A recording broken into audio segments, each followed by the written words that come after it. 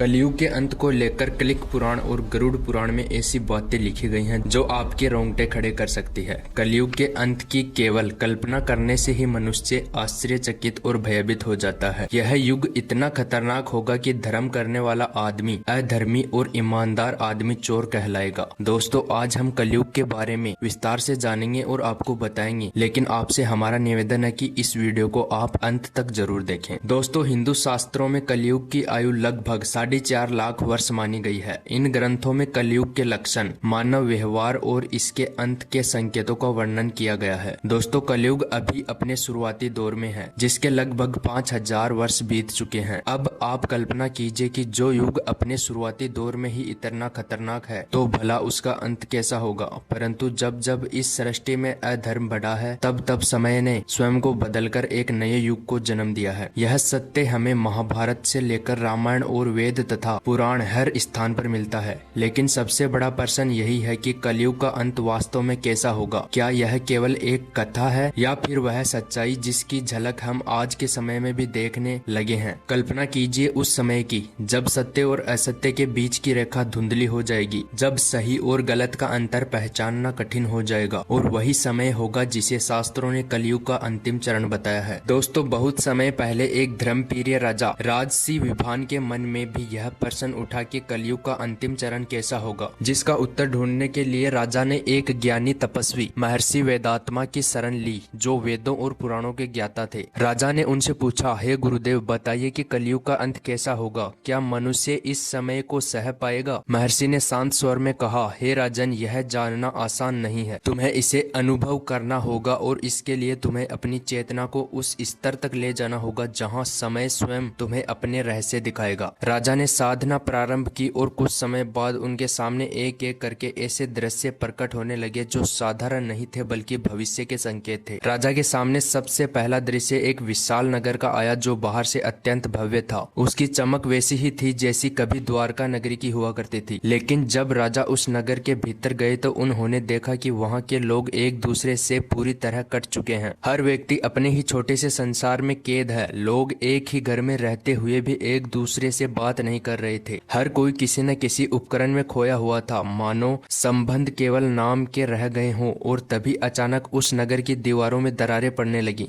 और धीरे धीरे पूरा नगर समुद्र में समाने लगा।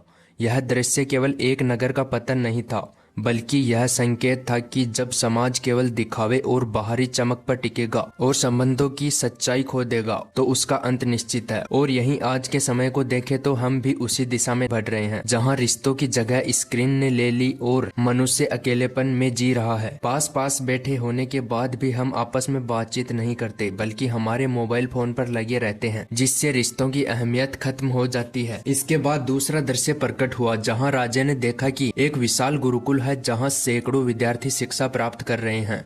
लेकिन वहां शिक्षा ज्ञान के लिए नहीं बल्कि धन के लिए दी जा रही है। गुरु अपने शिष्यों को केवल उतना ही ज्ञान दे रहे हैं जितना उन्हें लाभ पहुंचाया जा रहा है, और शिष्य भी ज्ञान को केवल एक साधन के रूप में देख रहे हैं, जिससे वे अधिक धन कमा सके। यह दृश्य देखकर राजा को आश्चर्य हुआ, क्योंकि यह उस आदर्श शिक्षा से विपुल विपरीत था जिसका वर्णन शास्त्रों में मिलता है। और यदि आज के समय को देखें तो क्या शिक्षा का उद्देश्य वास्तव में ज्ञान रह गया है, या वह भी एक व्यापार बन चुकी है जहां डिग्री का मूल्य ज्ञान से अधिक हो गया। आज डिग्री बिक रही है और वास्तविक ज्ञान कहीं खो गया है। तीसरा दृश्य और भी भयानक था। राजा ने देखा कि एक विशाल सभा लगी हुई है, जहां नेता अपने लोगों से बड़े बड़े वादे कर रहे हैं, लेकिन जैसे ही वे सत्ता में आते हैं वे उन्हीं लोगों का शोषण करने लगते हैं। यह दृश्य उन्हें कौरवों का राज्य की याद दिलाता है, जहाँ सत्ता सेवा के लिए नहीं बल्कि स्वार्थ के लिए उपयोग की गई थी। यह संकेत स्पष्ट था कि कलयुग के अंत में राजनीति सेवा नहीं बल्कि लालच और अधिकार का साधन बन जाएगी। और यदि आज के समय को देखें तो क्या यह सत्य धीरे धीरे सामने नहीं आ रहा है। आज के नेता लोग जब चुनाव होते हैं तो बड़े बड़े वादे करते हैं, लेकिन जब वे जीत जाते हैं तो अपनी शकल तक नहीं दिखाते। इसके बाद चौथा दृश्य आया, जिसमें राजा ने देखा कि एक व्यक्ति अपने ही खेत को नष्ट कर रहा है। वह पेड़ों को काट रहा है, जल को प्रदूषित कर रहा है, और फिर भी उसी के कारण उत्पन्न संकट से बचने के लिए संघर्ष कर रहा है। यह दृश्य स्पष्ट संकेत था कि मनुष्य अपने ही कर्मों से प्रकृति का विनाश करेगा और फिर उसी से पीड़ित होगा। और यदि आज के समय को देखें तो क्या पर्यावरण संकट इसी का परिणाम नहीं है। पांचवें दृश्य में राजा ने देखा कि एक परिवार अपने बच्चों को इतना सुरक्षित रखने की कोशिश कर रहा है कि वे बच्चे जीवन की कठिनाइयों का सामना करना ही भूल चुके हैं। वे मानसिक रूप से कमजोर हो गए हैं। यह दृश्य यह संकेत देता है कि अत्यधिक सुविधा और सुरक्षा मनुष्य को मजबूत नहीं बल्कि कमजोर बना देती है। इसके बाद छठा दृश्य आया जहाँ राजा ने देखा कि एक नदी ऊपर से स्वच्छ दिखाई दे रही है, लेकिन भीतर से उसका जल पूरी तरह विषाक्त है।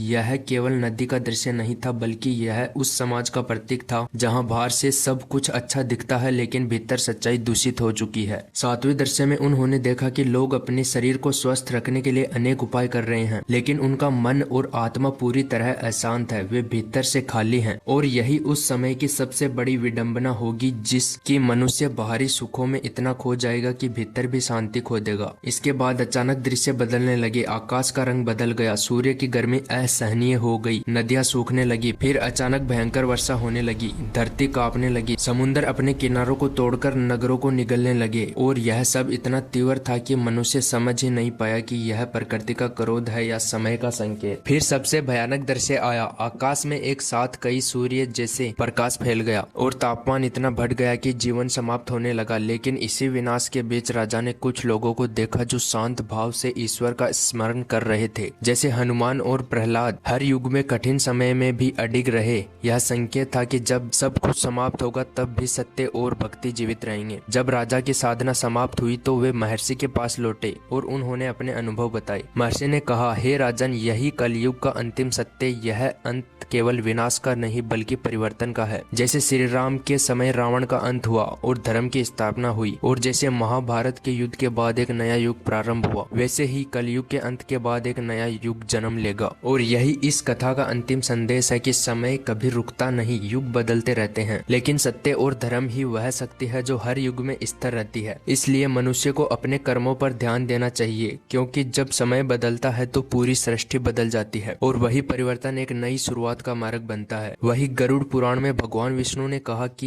यह विनाश केवल अंत नहीं बल्कि एक नई सृष्टि की शुरुआत है। जब यह सृष्टि नष्ट हो जाएगी तब परमात्मा अपनी इच्छा से एक नई शुद्ध और पवित्र सृष्टि की रचना करेंगे। इस नई सृष्टि में धर्म, सत्य और आध्यात्मिक का पुनरुत्थान होगा। केवल वे जीव इस नई सृष्टि में स्थान पाएंगे जिन्होंने धर्म और सत्य का पालन किया होगा। यह संदेश हमें प्रेरित करता है कि कठिन परिस्थितियों में भी सच्चाई और धर्म का मार्ग अपनाकर हम अपने जीवन को सार्थक बना रहे हैं। दोस्तों, अगर आपने वीडियो को लास्ट तक देख लिया है तो हमारी मेहनत के लिए वीडियो को लाइक कर दीजिए और चैनल पर पहली बार आए हैं तो हमारे चैनल को सब्सक्राइब जरूर कर लीजिए। मिलते हैं ऐसे ही एक और ज्ञानवर्धक वीडियो के साथ।